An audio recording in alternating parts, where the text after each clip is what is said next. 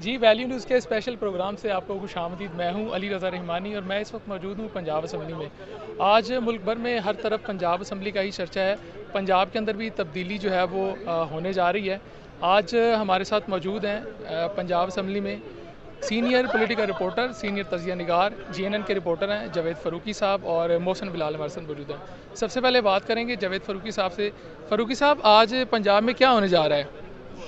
देखिए, आज पंजाब के अंदर आप ये कह सकते हैं कि एक नई तारीख रकम होने जा रही है इस हवाले से कि बहुत कम कम ये ऐसा होता है कि कोई चीफ मिनिस्टर जो इस तरह से दरमियान में मुद्दत पूरी होने से पहले ही उसका इक़्तिदार ख़त्म होता है और नए कायदे अवान का इंतखाब होता है। तो ये एक हुकूमत जो पीटीआई की है, इसके अंदर ये एक वाक़या हुआ है कि उस्मान बुज़दार जो 5 साल के लिए वज़ीर आला मुंतखब हुए थे, वो अपनी मुद्दत पूरी करने से पहले ही उनसे इस्तीफ़ा ले लिया गया है और उनकी जगह पर हुक्मरान पार्टी नया कायदे अवान, नया वज़ीर आला मुंतखब करने जा रही है। तो उसके लिए आज इजलास तलब किया गया है। इजलास अभी मेरा ख़्याल थोड़ी देर में शुरू हो जाएगा और इसके लिए हुक्मरान जमात जो है तहरीक इंसाफ, उसमें चौधरी परवेज़ इलाही को, जो कि हुक्मरान पार्टी से ताल्लुक़ नहीं है उनका अगरचे तहरीक इंसाफ से, वो इत्तेहादी पार्टी के एक मुस्लिम लीग काफ के रुकन असम्बली हैं और स्पीकर पंजाब असम्बली हैं इस वक्त, उन्हें नामज़द किया है वज़ीर आज़म इमरान खान ने अपनी तरफ से। अच्छा। और मुस्लिम लीग नून की तरफ से उनके मुकाबले में उनके जो पार्लिमानी लीडर हैं हमज़ा शहबाज,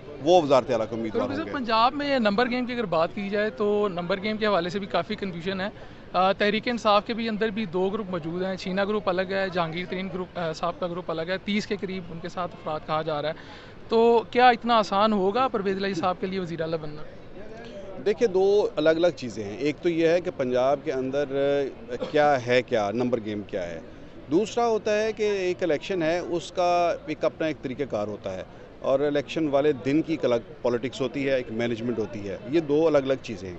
नंबर गेम में तो बिलाशुबा चौधरी परवेज़ इलाही को बड़ी मुश्किलात हैं कि तहरीक इंसाफ के अंदर वो कई ग्रुप जो हैं, धड़े हैं, उनमें बटी हुई है, मुंतशिर है और इस इंतशार का शिकार तहरीक इंसाफ के वोटों से ही, क्योंकि उनके अपने तो सिर्फ 10 वोट हैं, बाकी 150 के करीब वोट्स जो हैं वो तो हैं तहरीक इंसाफ के। लेकिन वो, जैसे मैंने कहा कि मुख्तलिफ ग्रुपों में मुंतशिर है, तो उन ग्रुपों को इकट्ठा करना ही असल जो है टास्क है चौधरी परवेज़ इलाही के लिए। तो वो इसके लिए एफ़र्ट्स कर रहे हैं। अगर वो इन ग्रुपों को इकट्ठा कर लेते हैं, पीटीआई के तमाम ग्रुपों को इकट्ठा कर लेते हैं, तो उनकी कामयाबी में कोई रुकावट मुझे नज़र नहीं अच्छा, आती। बज़ाहिर तो ये लग रहा है कि दोनों साइड पे काफ़ी मुश्किलात हो रही हैं। हमने देखा कि रात को कोई 1:30-2 बजे के करीब प्रेस कॉन्फ्रेंस होती है और कल जो एजेंडा जारी किया जाता है उसमें ये कहा जाता है कि आज वज़ीर आला का इंतखाब होगा, लेकिन आज जो है वो एजेंडा चेंज कर दिया गया है। तो क्या दोनों तरफ मुश्किलात हैं, दोनों साइड्स अपना अपना वो कोशिश कर रही हैं? नहीं, कल कोई एजेंडा जारी नहीं हुआ था। कल ख़बरें थी कि कल इजलास होगा और कल ही चीफ मिनिस्टर का इंतखाब भी हो जाएगा। ये ख़बरें थी, स्पेकुलेशंस थी। लेकिन एजेंडा जो है इजलास का वो जारी हुआ। आज के इजलास का अलग से एजेंडा जारी हुआ। अब आज के इजलास में चीफ मिनिस्टर के इंतखाब का एजेंडा जारी होगा। तो ये दोनों एजेंडे जो हैं ये डिफरेंट एक दूसरे से। तो इजलास आज सिर्फ जो है वो होगा और उसमें चीफ मिनिस्टर के इंतखाब के लिए जो तरीक़ेकार है, जो एजेंडा है, जो शेड्यूल है, वो जारी करेंगे स्पीकर पंजाब असम्बली। ये इंतखाब इसका आज नहीं होगा। जी, जावेद फ़ारूकी साहब हमारे साथ मौजूद है। हमारे साथ मौजूद हैं मोहसिन बिलाल, बहुत ही दबंग किस्म के रिपोर्टर हैं। मोहसिन साहब, आपने आज एक सवाल भी शेयर किया था। पिछले साल आपने 2 अप्रैल को बुज़दार साहब से सवाल किया था कि आपके ख़िलाफ़ साजिशें हो रही हैं। परवेज़ इलाही साहब को और मोहसिन इलाही साहब को आपकी परफॉर्मेंस नज़र नहीं आती। तो आपको 1 साल पहले ही पता चल गया था कि ये काम होने वाला है? नहीं अली, वो बहुत पहले बातें चल रही थी जब पीडीएम बनी थी। उससे पहले भी आसिफ अली जरदारी चाहते थे, जिस तरह का उनका चौधरी बरादरान के साथ सियासी तौर पर रख रखाव है, तो वो चाहते थे कि कोई अदम एतमाद पहले पंजाब में आए। पंजाब में आएगी तो वज़ीर आज़म कमज़ोर हो जाएंगे।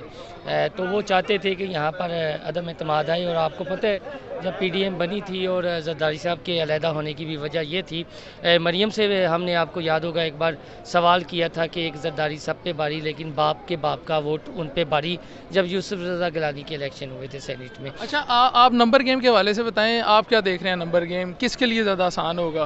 बज़ाहिर तो काफ़ी मुश्किल लग रहा है। अली, बज़ाहिर ये है ही मुश्किल, आसान खेल नहीं है। चौधरी परवेज़ इलाही जो हैं वो पुराने सियासतदान हैं, घाक सियासतदान हैं, वज़ादारी के लेकिन आज सियासतदान मुझे वो भी थोड़े बुझे बुझे नजर आए वो हैं। बुझे बुझे इस वजह से नज़र आए हैं कि तरीन ग्रुप और अलीम ग्रुप ने जो ऐलान कर दिया है, चले ना आप ज़्यादा ना कहें को 15 से 20 तो उनके ग्रुप में हैं, तो पीटीआई की टोटल स्ट्रेंथ है 187, तो वो अगर 20 से 25 वहाँ से निकल जाते हैं तो नून लीग है, पीपल्स पार्टी है, फिर तरीन ग्रुप है, अलीम ग्रुप है, उसके अलावा जुगनू मोहसिन का एक वोट आ गया है, राह हक पार्टी का हो सकता है, क्योंकि राह हक पार्टी के जब भी हमारी बात होती है उनका ये कहना होता है कि हमें तो अपने हलके से गर्ज है, हमारे हलके के अवाम जो जाते हैं, और एक अच्छा भी है कि हलके के अवाम क्या चाह रहे हैं, क्योंकि डेवलपमेंट तो हलके में होनी है, अवाम के लिए कुछ फलाही मनसूबे शुरू होने, तो ये एक राह हक पार्टी ने एक अच्छा जेस्चर दिया कि अपनी वोटर से पूछा जाए, तो इतना टफ मुकाबला नहीं है, वो एक खेल खेलने की लाजमी ज़रूर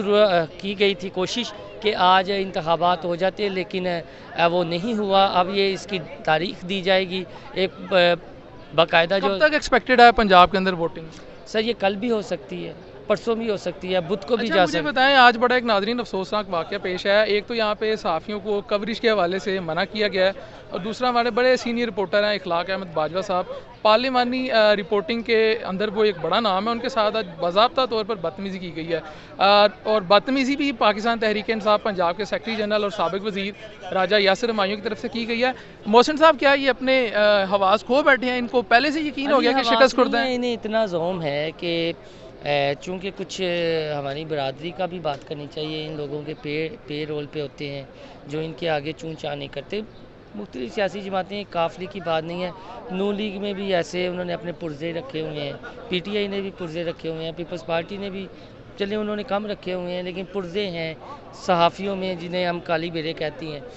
तो वो ये जब से ये नई असम्बली की बनी है तो ये हम आज़ादाना यहाँ पर घूम फिर नहीं सकते। मीडिया गैलरी जो बनाई गई है वो भी एक साइड पे बना दी गई है कि अगर एक दफ़ा किसी रिपोर्टर ने प्रेस गैलरी में जाना है तो आते हुए भी उसे 5 से 10 मिनट लगने हैं। दरमियान से कोई ऐवान के अंदर रास्ता नहीं रखा गया, जिस तरह अरकान के लिए रास्ता रखा गया है तो रिपोर्टर्स के लिए नहीं रखा गया। और आज के 2-3 दिन इंतहाई अहम होते हैं। आपको पता है कि वज़ीर आला का चुनाव होना है, तो उसके लिए तो सब इदारों की तरफ से ड्यूटीज़ भी हैं, ऑफिस की तरफ से सख्त इंस्ट्रक्शन है कि आपने सबसे पहले चीज़ भेजी और है। अब जो ऐवान का कॉरिडोर है या मिनिस्टर्स के चैम्बर्स हैं, अब तो वो मिनिस्टर नहीं रहे लेकिन चैम्बर तो मौजूद है, वहाँ पे जाहिर है वो कोई सियासी ले-दे हो रहा होता है, तो हमने कवरेज करनी होती है, तो इन हकायक को मीडिया हकायक ना दिखा सके, तो इस वजह से वो अच्छा मोहसिन साहब, फाइनल कमेंट आपको क्या लग रहा है, सर किसकी सरकार आएगी, हमजा शहबाज या चौधरी साहब? सर अब देखें कि एक हफ़्ता पीछे चले जाएं तो ये कहा जाता है चौधरी साहब का अपना वोट जो है वो अपोजिशन को दे रहे हैं, लेकिन वो हुकूमत के जो है वो नामज़द वज़ीर आला बन के आगे, तो ये कहना कबल अज़ वक्त ही है। कल जो होना है उसके बाद तो जाहिर है अगर ये कल डिले हो जाते हैं या परसों चले जाते हैं ये पंजाब के अच्छा, वैसे मुझे लग रहा है अगर मरकज़ के अंदर काम ख़राब होगा तो पंजाब के अंदर भी सूरत हाल जो है ना वो खराब डेफिनेटली है। और नून लीग की जो पॉपुलैरिटी है, लेकिन पीपल्स पार्टी भी जो है वो उसने कम बैक किया है इमरान खान के जलसों के बाद, लेकिन एक लॉजिक तो ये ज़रूर है कि 10 जमातों वाले का आपने ये करना था तो बहुत पहले कर देते, आज तो बहुत सा पानी सरों से नीचे। जी नाज़रीन, ये आपने अपना तज्ज़िया सुना, सीनियर रिपोर्टर थे हमारे साथ मौजूद जावेद फ़रूकी साहब और मोहसिन बिलाल साहब। अब तक के लिए इतना ही, मुझे दीजिए इजाज़त, अल्लाह हाफ़िज़।